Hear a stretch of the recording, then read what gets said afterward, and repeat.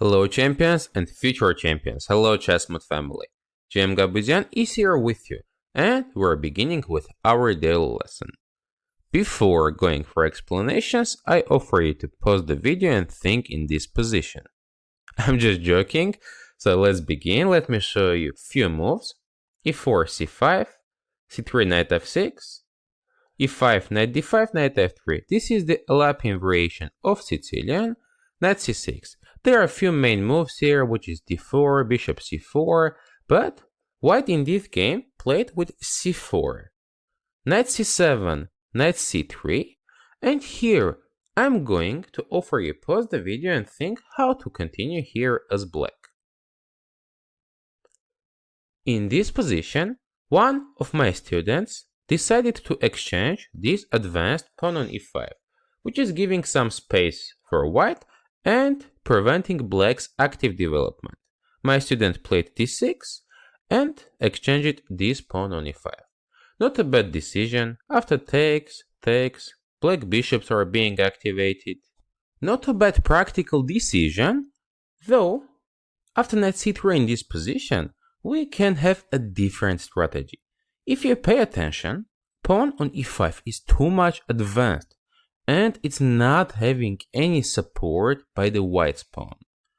It can be a really smart idea try to attack this pawn with as many pieces as possible and eventually take it. That's what we're going to talk about today, how to attack and take the pawns which are too much advanced. In this position, black goes knight e6. First of all, we are preventing any kind of d4 moves in future. On top of this, when our knight is on e6, it's going to be preventing white bishop on c1 from getting to f4 square, which can be a good defender of the pawn.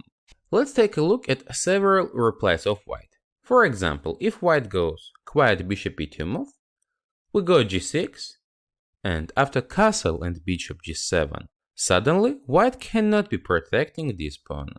We are winning it. If after knight e6, white tries to go with b3, and after g6 to go bishop b2. We are now playing bishop g7, and after knight d5, black has a strong move. For a second, white managed to protect this pawn on e5 with a knight and a bishop. But here we're playing d6 using the fact that bishop on b2 is not protected. What I mean that white cannot be taking because we take on b2. And for this reason, after d6, pressure on e5 is growing. If now white is going queen to e2, black has another strong way of playing.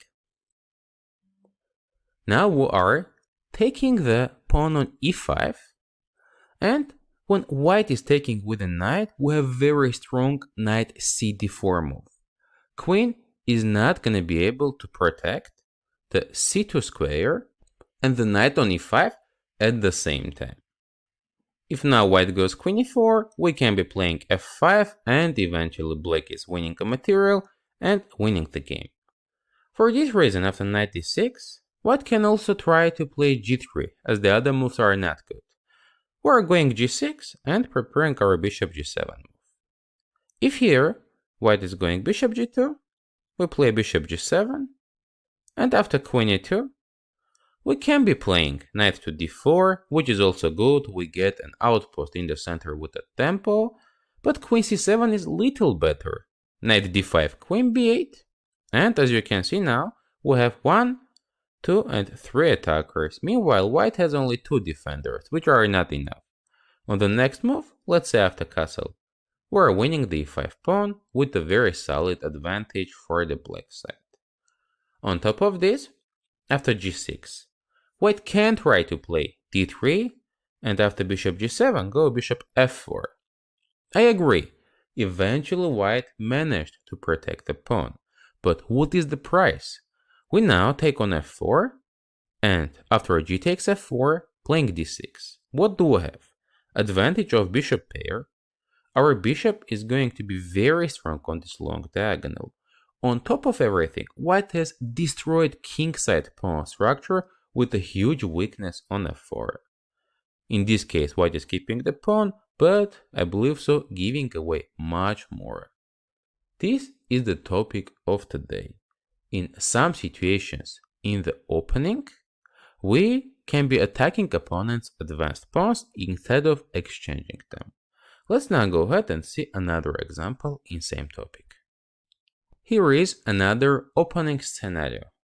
White have very much advanced pawn on e5. In this position, it was white to move, and white was able to play c3, but after c5 and d4, white is getting the French pawn structures losing a tempo, since in the opening white played with the pawn to d3 and d4. This is better than what has happened in the game, but still it's fine for black as well, because we have an extra tempo. In this position, white decided to go with g3, and now I will ask you to think how to continue here as black.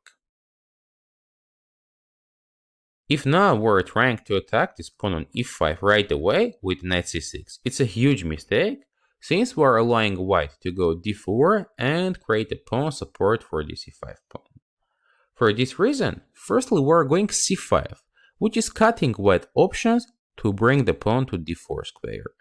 Still, white was supposed to go c3, knight c6 d4, and play these French-style pawn structures without few tempos.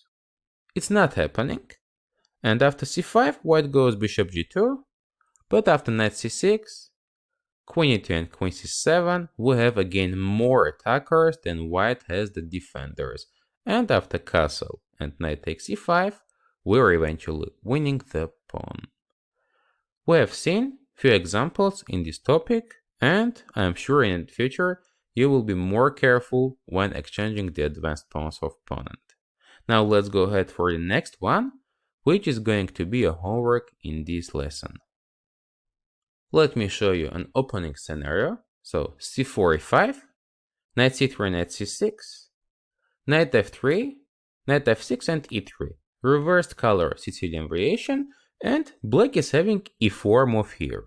So this is your homework. I would like you to tell me what's your opinion about this move and how white should continue. You can share your thoughts and ideas in the comment section below.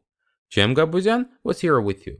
Thank you for your subscriptions, likes and sharing this video with your friends. We appreciate it a lot. See you next time during our next daily lessons.